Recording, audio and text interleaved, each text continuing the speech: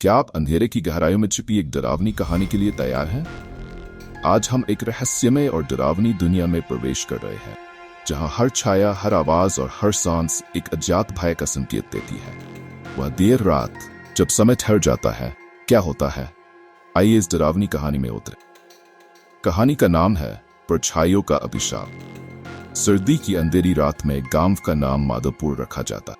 वर्षों तक यह एक शांतिपूर्ण स्थान था, लेकिन इस गांव के एक कोने में एक पुराना जीर्ण शीर्ण घर था, जिसे स्थानीय लोग शापित घर कहते। केवल बहादुर किशोर ही कभी कभी इस घर के सामने खड़े होने की शर्त लगाते हैं। ऐसा कहा जाता है कि इस घर में एक शापित आत्मा रहती है, जो रात में शिकार करती है। जब चंद्रमा अपनी रोशनी बिखेरता है, तो घर के अंदर से एक रहस्यमयी चीख सुनाई देती है। उत्सुकराती गांव का एक नया लड़का उस रात घर के रहस्य को उजागर करने के लिए अपने दोस्तों के साथ शर्त लगाता है। जैसे ही वे टूटे दरवाजे से अंदर दाखिल हुए, तो ऐसा लगा मानो लंबे इंतजार के बाद घर उनके लिए खुला हो। जैसे ही वे घर में दाखिल हुए, तो उन्हें लगा कि कुछ गड़बड़ है। दीवार की छाया ऐसा लग रहा था मानो हिल रहा हो, और ठंडी हवा उनकी त्वचा को छू रही हो। उनके पैरों के नीचे टूटे हुए फर्श पर सीढ़ियों की चमराहट जारी थी, जैसे कोई या कोई चीज धीरे धीरे निचली मंजिल से ऊपर आ रही हो। अचानक उन्हें कमरे के एक कोने में एक पुराना दर्पण दिखाई दिया, जिसमें उनकी एक अलग ही छाया दिखाई दे रही थी। शीशे के अंदर एक रहस्यमयी पुरानी चाबी थी, जिस पर खून के धब्बे थे।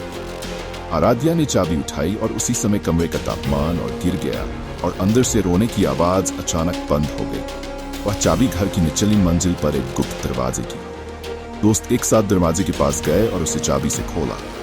दरवाजा खोलकर उन्होंने पाया कि एक संकीर्ण गलियारा अंधेरे में डूबा हुआ था, जो केवल बूंद से घिरा हुआ था। वे आगे बढ़ने लगे, लेकिन हर कदम के साथ उनके चारों ओर एक अदृश्य दबाव बढ़ता गया। अचानक उन्होंने गलियारे के अंत में एक अजीब आकृति को अपनी ओर आते देखा। आकृति धीरे धीरे स्पष्ट होने लगी, और उनके सामने एक छाया पुरुष खड़ा था। उसकी आंखें आग की तरह लाल थीं, और उसके शरीर का हर हिस्सा अंधेरे में ढका हुआ था।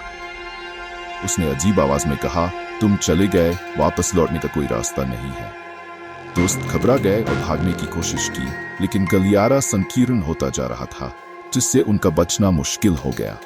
वे मदद के लिए चिल्लाए, लेकिन किसी ने उनकी नहीं सुनी। आखिरकार छाया पुरुष ने उन्हें एक एक करके पकड़ लिया, और पूरा घर उनकी आखिरी चीखों से भर गया।